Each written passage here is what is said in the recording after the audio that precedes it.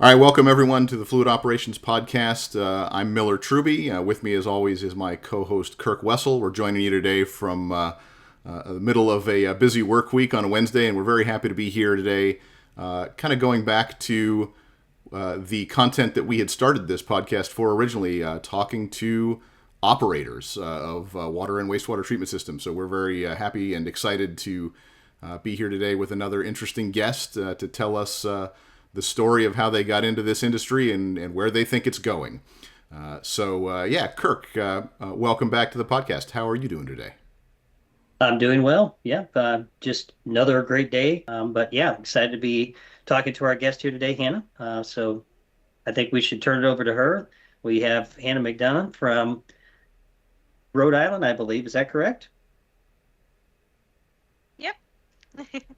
So Hannah's from Rhode Island. She's going to be joining us. She's a maintenance technician and lead operator at her position. So we'll let her do a quick introduction. Let us know how you got into this space, kind of what's your driving force there, and we look forward to just having a quick conversation with you.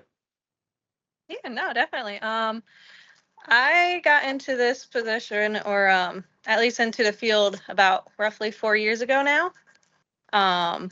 So I've been in the industry for a while. I just recently, actually, about a year ago, came over to Rhode Island, though. Originally, I was from New York, and I was a wastewater operator, contract operator up in New York, and I did up to 30 different systems all by myself. I also worked at an industrial facility up there with extremely high tech with SCADA systems and just massive scale. But no, I made it down here to Rhode Island at a nice facility, RBC facility. And I didn't originally, I really didn't know that this was a career until I fell into it. Just randomly on the job market. I was like, oh, this looks interesting.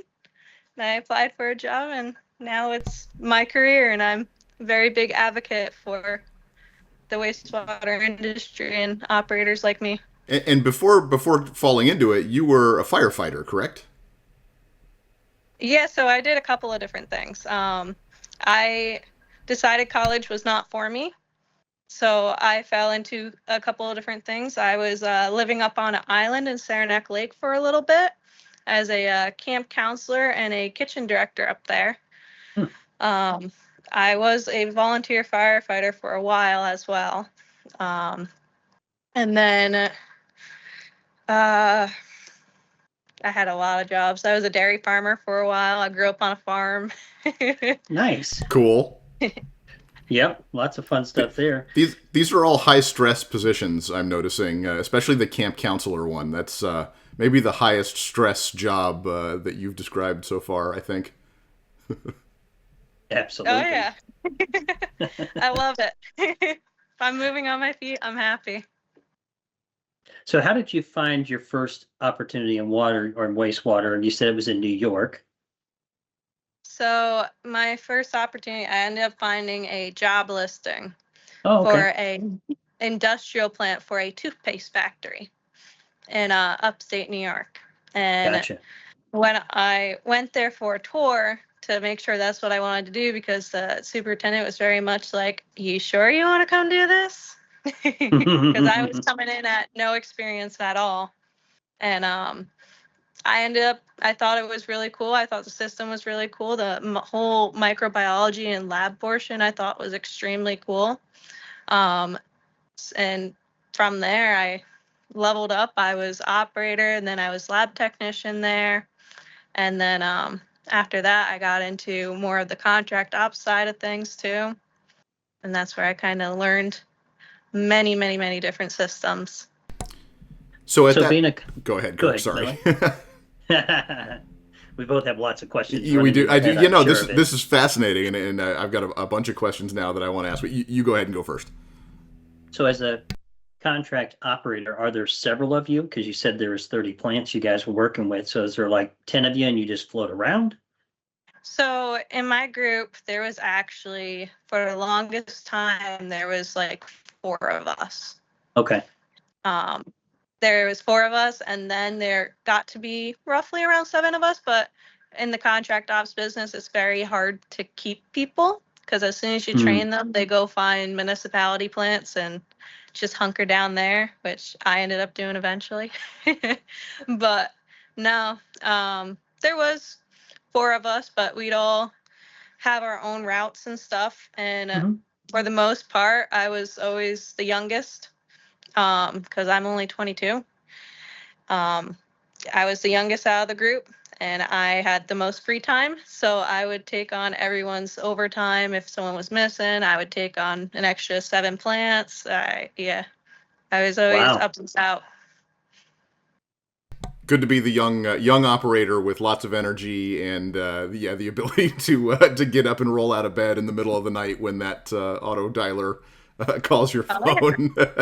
It's got to be somebody, and it might as well be the young people, I suppose. But that does it wears on people quickly. We hear that a lot from the older folks in this industry that we talk to. That gets hard as you get older and get established and start to have family and that sort of stuff. Gets in the way of that lifestyle. That's tough. Oh yeah. So I'm curious. You kind of answered the question already, but so you got into it on the industrial side and kind of got to fall through that process of how contract operations work. Did that motivate you to try to move to the municipal side, or was it just a circumstance thing? Because I'm always curious when people move back and forth between private and municipal, if that is for a specific reason, like trying to get away from the industrial side and the private side lifestyle, or if it's just a job's a job. So it was industrial and sanitary. So I was in both of them. But for me falling into municipality from the contract ops side, I felt as almost like I love the contract ops side only because I got to learn a lot. Like, I wouldn't be who I am today without it, only because I can go up to the municipalities and say, I have run your plant probably like 13 different times on 13 different occasions and stuff like that. And just the amount of different, like I've seen some really new technology like silos too, MBR silos. Those are interesting and cool. So like just learning that kind of equipment of the contract ops side and just learning something new every day was something I absolutely loved. But it got to the point where not being able to keep people and everything, it takes a big toll on you. And I found that I really had no social life and stuff outside of it too. And sadly, the money wasn't there either. And being 22, you kind of want to go and be on your own a bit. So fair enough. The municipality side I found had more of a retirement feel for me, if I could say. I'm sure the municipalities love hearing that, right? Because they have a 22-year-old young woman that is basically talking about working here for the rest of her life in this industry. That is unique because that's a hard thing to come across. We do not find people nowadays, as you know, there's people jumping left and right, going from job to job to job to job to job. Sometimes in the same field, sometimes not in the same field at all. So that's awesome to hear. I think that you found your passion and, plan on sticking with it. That's really cool. Oh yeah. And I found other ways of leveling up my career than just being at the municipality, such as RICWA or Rhode Island Clean Water Association. So I currently sit on the board there, and I help specifically with trainings and stuff. I try and help create trainings for them. Like we recently just had a training of PW Tech. They came in with a mobile screw press. And we did a screw press demonstration at a municipality plant that does not have any press or dewatering, which I thought was absolutely really cool. It is. Absolutely. It's a great opportunity to get involved with an organization like that and it's a great opportunity to, it lets you as the sort of volunteer board member learn some new things and get exposed to new stuff, and you can bring that exposure to other operators and other administrators in your region, and it's incredibly valuable what those organizations do. I also at one point was on a board for the Southwest Membrane Operators Association in Southern California, and it was almost better exposure and experience for me. And I'm not an operator, I'm just a sales guy, but it was better experience and exposure for me just because I got to meet people that I otherwise wouldn't have been in front of and understand what they're doing and what their challenges are. And so it's a great thing. And it's something I was going to ask you about was your experience with RCWA as a younger operator. Was that difficult to get into? Kind of you're sort of very much at the beginning of your career. Was that a challenge to do that, or were they really happy to have a young person kind of jumping in? I got mixed feelings from it. You could tell that some people were very much wary of it, only because I'm a newer person, I'm newer in my career. They're scared that I'm gonna ruffle some feathers. But a lot of them were very happy just to get that new opinion, especially since a lot of our operators nowadays that we are convincing to come over are younger now. And you gotta kind of cater a bit to this younger generation, because we don't do things the same way. So they very much were happy to have that other opinion on the board to help kind of guide them a little bit in some aspects. Like we have a Venmo now, we have a PayPal now for 50/50 raffles, which it works. It works a lot. That's actually very smart. Oh yeah. Because just I'm one of those, I never carry cash. Oh yeah, me either. And that was the thing I said. My generation, we never carry cash ever. Different mindset. Oh yeah. But even then, the trainings and stuff too, a lot of us want detailed and visual. Visual trainings are the biggest thing ever. Or even hands-on. If you can get someone hands-on, it's the biggest thing right now. Yeah, like the demo that you were describing with the screw press. I can see that being a draw for people, and to get other operators and the audience that Rick was trying to reach out to come out and look at something that otherwise you would have a hard time going and finding and seeing how it works. Yeah, definitely. Especially here in Rhode Island, we only have 2 facilities that do dewatering. Gotcha.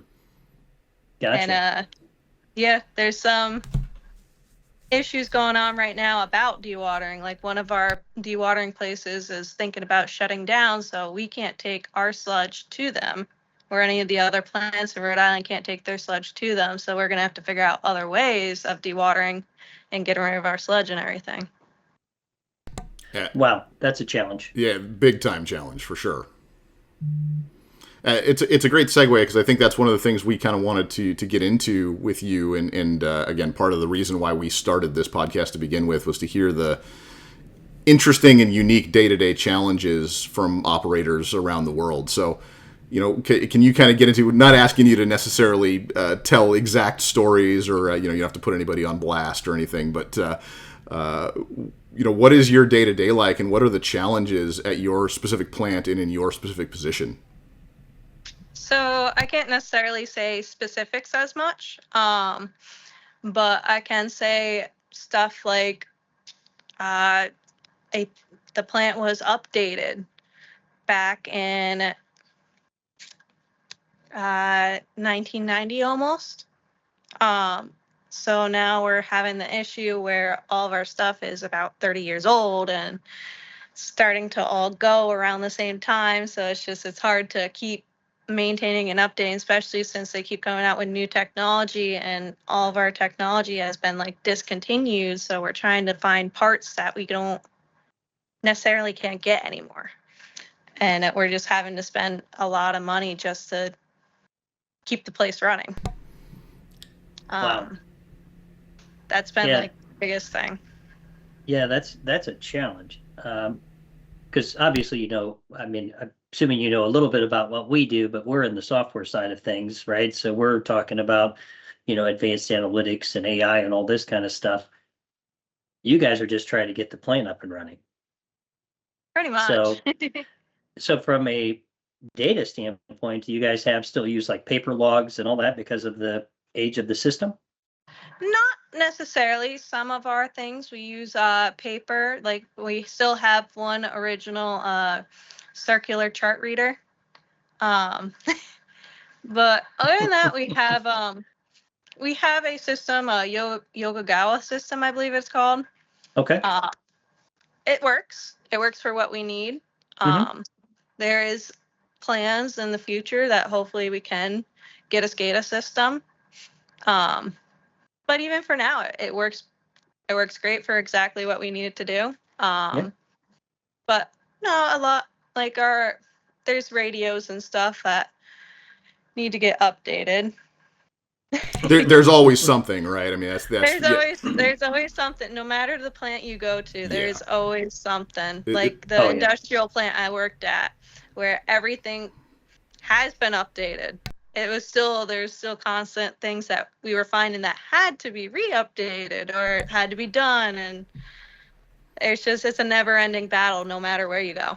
So how do you guys balance that between, it sounds like you're spending a fair amount of time chasing down parts and I'm assuming that's also looking at, older documentation, trying to find the binder with the manual that was written in 1990. How do you balance that sort of work, keeping the existing plant running with the time that you spend learning and deploying new technology as it goes about? Is that a process that you guys think about and go through, or is it just kind of ad hoc, whatever's on fire that day?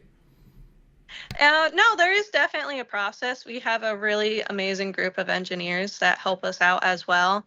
Along with, there's me and the maintenance person. We are always finding ways around things and stuff like that, or since our place does have a lot of old documentation that really does help us. We always learn something new every day, and it's really nice.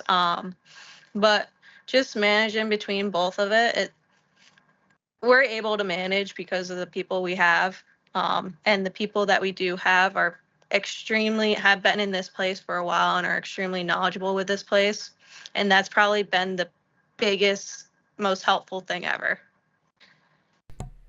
Yeah, quality people is always that's the easiest and best solution to any problem, is to have really good, knowledgeable people, no matter what. Oh yeah. Yeah, and I say that as someone who's who sells AI analytics and platforms. Having really good people is a quick and easy fix for almost everything. Oh yeah, and just people who are here when it was updated, when the plant was updated. They've been with the system as well as long as it's been updated, so it's nice. Well, it's nice that they have you there that have an interest in learning it and capturing all that knowledge, because that knowledge can be lost very quickly. So I think you having that excitement and that need and that want to learn all that goes a long way for the operations staff and the maintenance staff too. I mean, I see all these cool tools in the background as well. So it's like, what is I guess that's a question I have, is what is the tool that is used the most on your day-to-day maintenance? On our day-to-day maintenance, probably be this little sucker right here, just a regular screwdriver. I love it. It's been our biggest. It's right there on my desk. I can just grab it at any second. I used it today too. I can tell you that.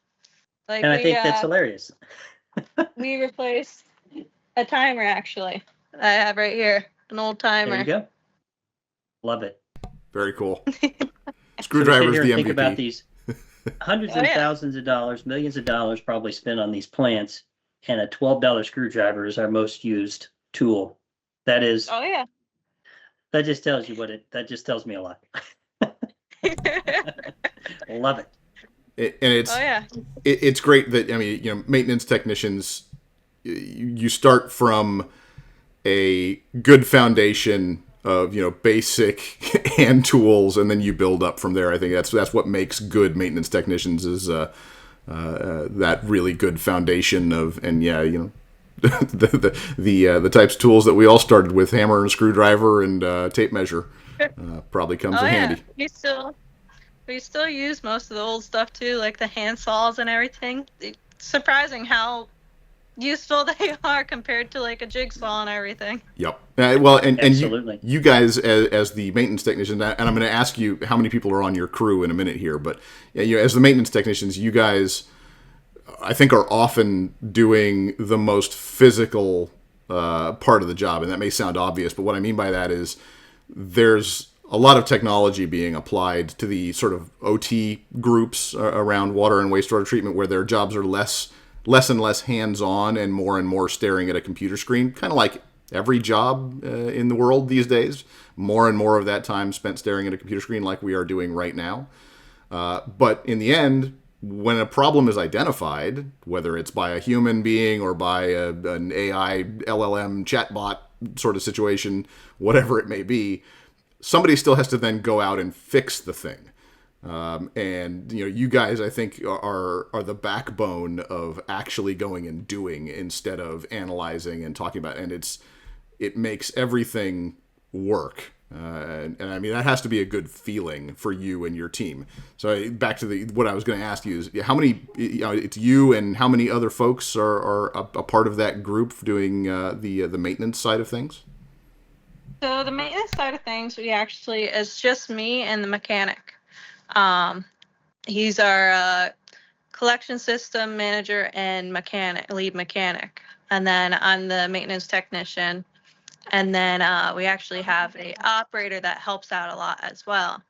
But honestly, if something does ever happen, it's all hands on deck and we all help each other. Like if we need to, all of us will get in the hole together. It's a really nice place, and all the operators and everyone in my workplace is actually really amazing when it comes to that.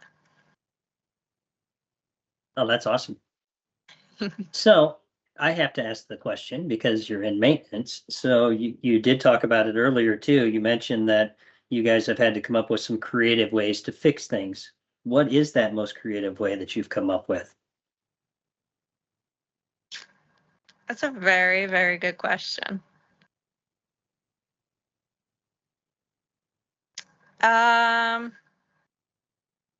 Feels like an interview. I know. I'm trying to think now. Like job interview question. I'm trying to think. I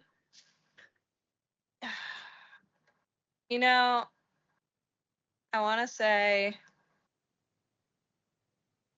we had to find a creative way of how to get chains down into a primary. Okay. And we had to get them down there and we had to get them back out of there. And we only had a ladder going in and the chains are heavy.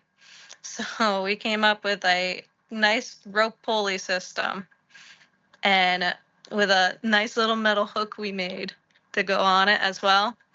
And we would do that for everything. And then we'd also lower because it's high up as well. So we'd take that with it on the rope and bring it over and lower it down into the truck that we had parked right along the building so that we didn't have to really move it as much. Nice. But that's the most creative thing I can think of right now. There's probably a bunch of other things we've done. Sure. There's always little things, right? I mean, yeah. Figuring out different ways to do things. I do a lot of tinkering, so I get that. There's always ways to figure out how to, everything's digital now, right? So, and I always relate everything to cars. I do a lot of mechanic work on the backyard, working on brakes. They have all electronic brakes now, and it's like, you have a code or a computer. I'm like, there's got to be a way around it, and there is. You just have to take time to look at it and figure that out. So there are manual ways still to do things. Yeah, definitely.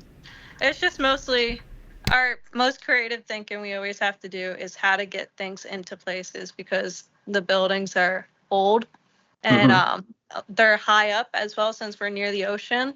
So it's a little bit harder to get things up to where the big things having a forklift or something around. Gotcha. Because you guys, I mean, so how tall are your buildings inside? Are they just standard like 10, 12 feet inside?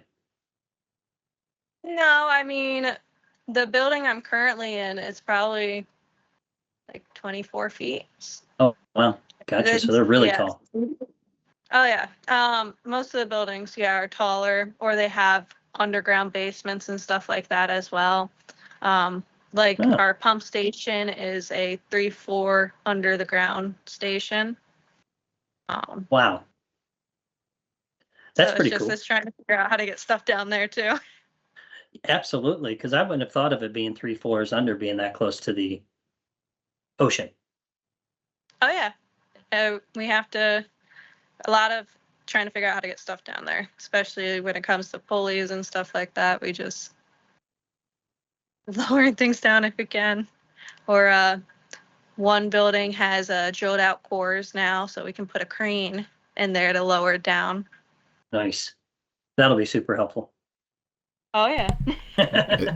And that's one of those complicating factors too that I know I'm sure that your engineering group, whenever you guys have a capital improvement project, it's one of those things that often gets missed, and I think used to get missed more when everything was on pen and paper.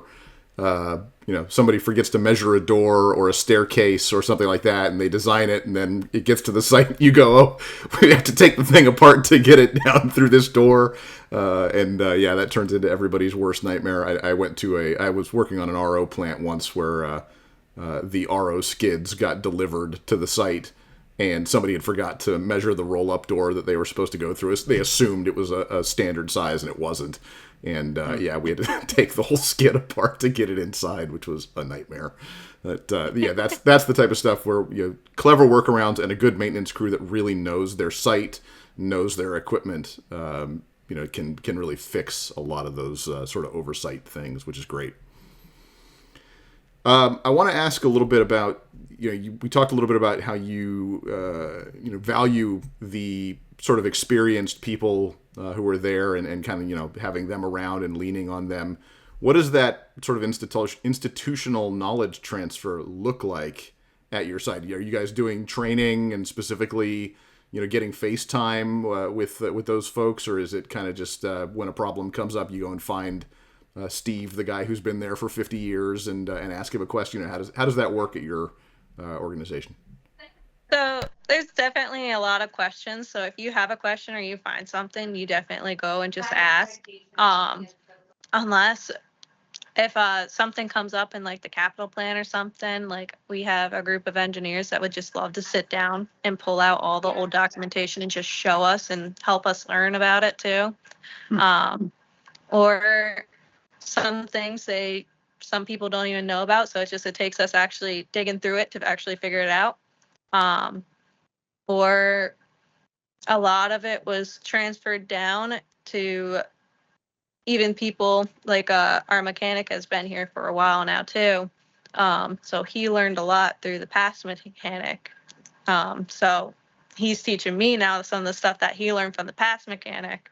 So it's just kind of like popping down like that, or it's more question based. There's not a lot of trainings.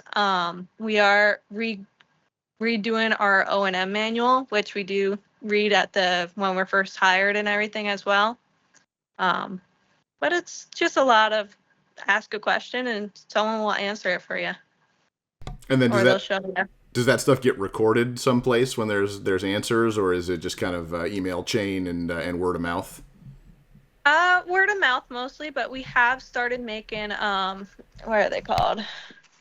SOPs. We've been doing a lot of those recently. Even on stuff that we're just figuring out for ourselves that was lost knowledge. We're starting to make SOPs for a lot of it. Nice. Those are good things to have. Oh yeah. For sure. So how long have you been at this current site that you're at now? Currently, I've been here for just over a year now. Okay. So you've been there about a year. You've probably seen a lot of different things happen in that year. So if there's one thing that you could change to make your job better, what would that be?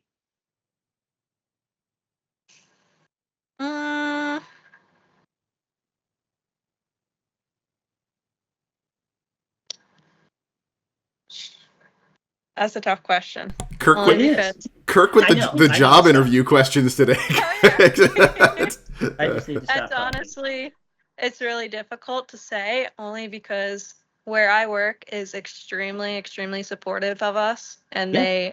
they help out and they make sure we have what we need. Mhm.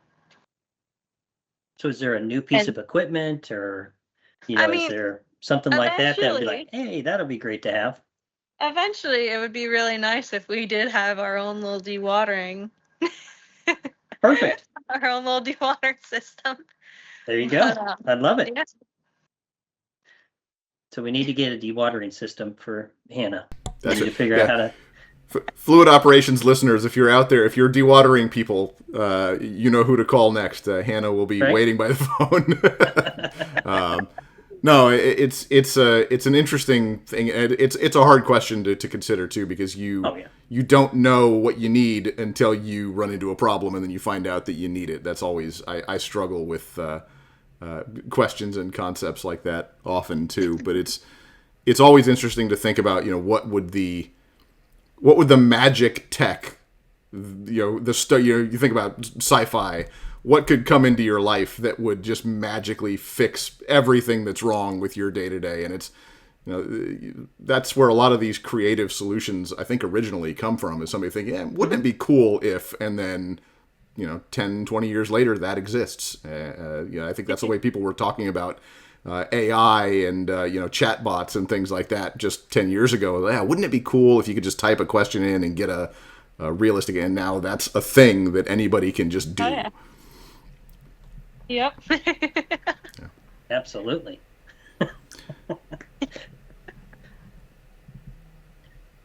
Well, I'm not asking another question. Fair enough.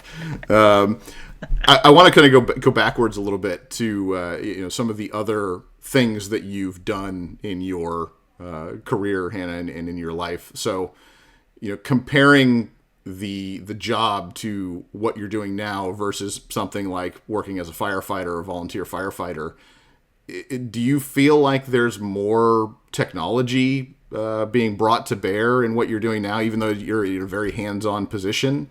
Or is something like firefighting, maybe more ahead of the water and wastewater industry at bringing technology out and giving those people tools to do their job? I would say yes, only because firefighting, definitely, I would think that they have more training and more of a standardized training curriculum a bit.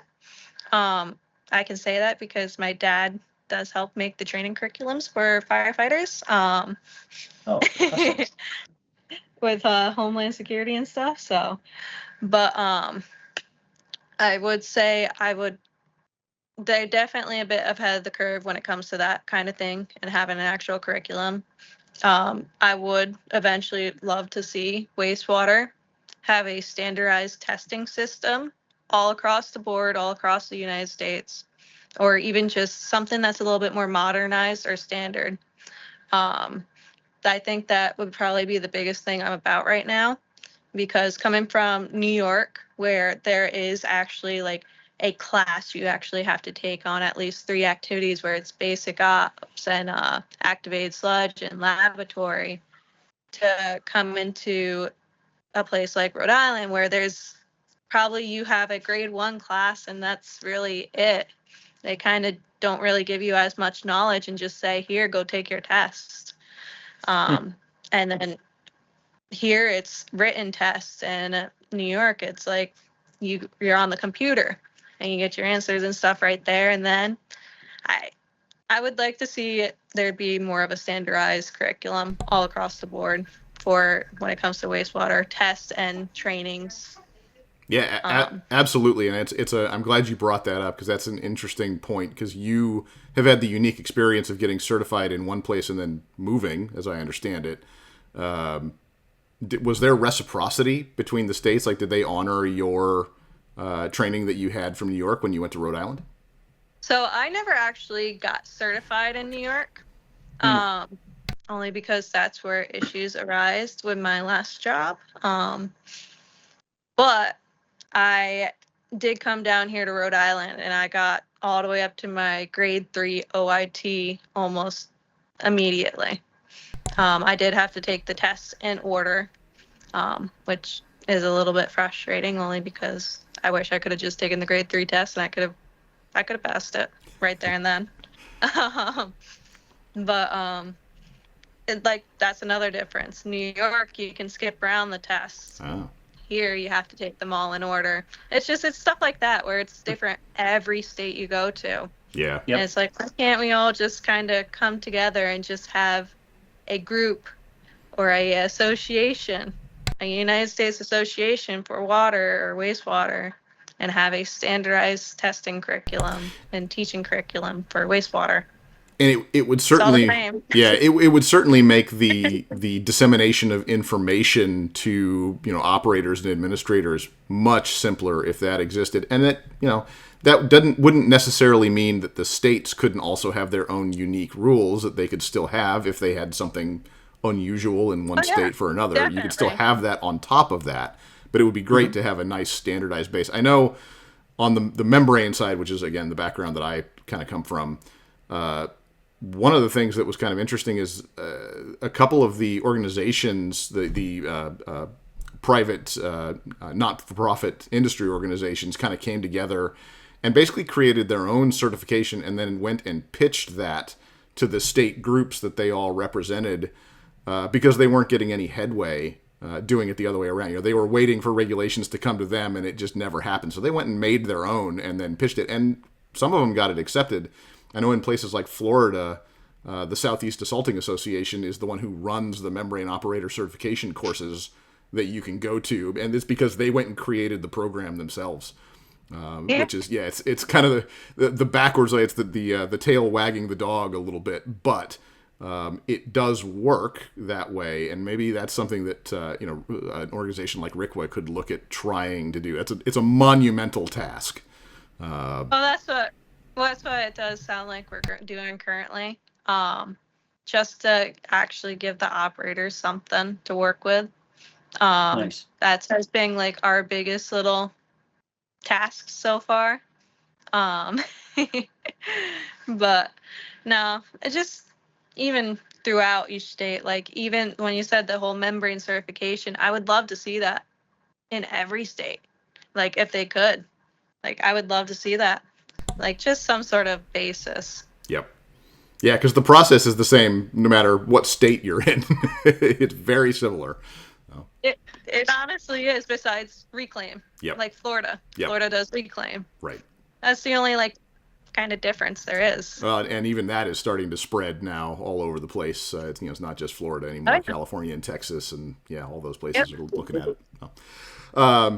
No, it's very interesting to hear you talk about the training concerns, because I know that is a primary hold up for operators, advancing in their careers and sort of, getting what they want out of their career. Is how do you go through that process? And if it's different state to state, that makes it awfully hard to, ever consider moving somewhere else, especially if you don't know if you're going to get reciprocity from one state to another. That's another thing to be concerned about, which is why I asked about that from your journey from New York to Rhode Island.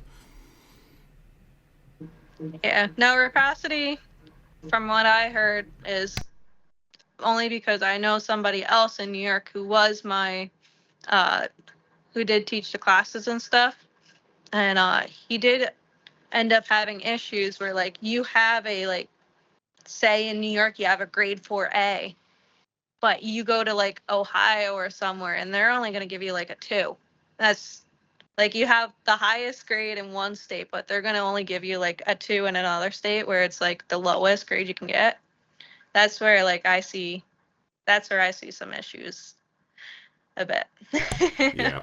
And facilitating that conversation between the states is something that I think, getting into the sort of technology side, that may be something that the tech world can help with, just to get everybody talking the same language. And then, you have to figure out how to get it through some sort of organizational group like AWWA who can push that at a national scale. maybe that's something that the tech world can help with. That's certainly outside of our purview at Turing, but it's an interesting thing to think about how the technology world could come and help fix that problem. It really could. We can make the reporting easy. Yeah, that's right. Yeah. That's right. So what I do have a question for you, Hannah. As we're getting close to the end here, I mean, what is it that you want people to know that aren't in our industry about water and wastewater? That we're here. We do this job. Sometimes it sucks. It really does.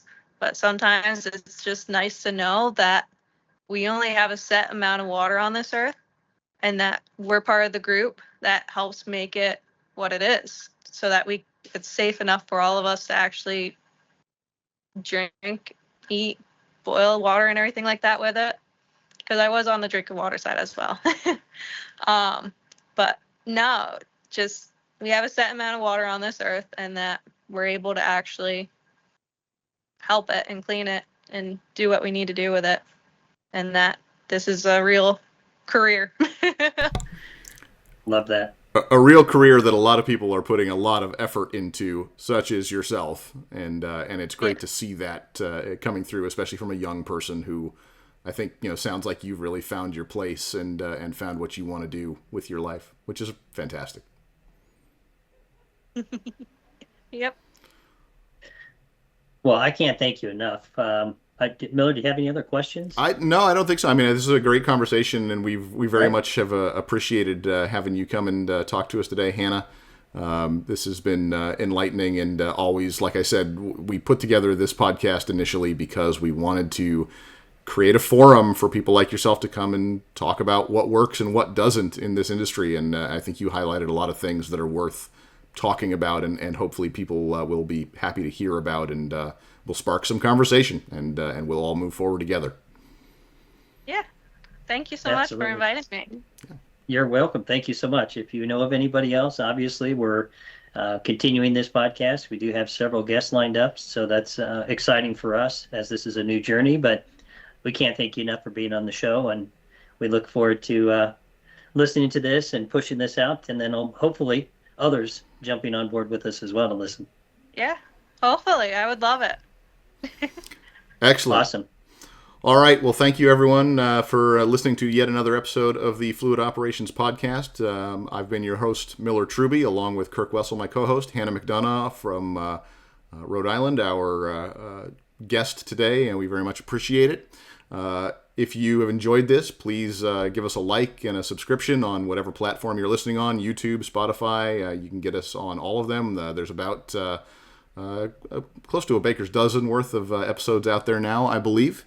And we will be doing more of these. We're trying to release one of these at least every month. So thanks very much. We appreciate it, and we will see you on the next one.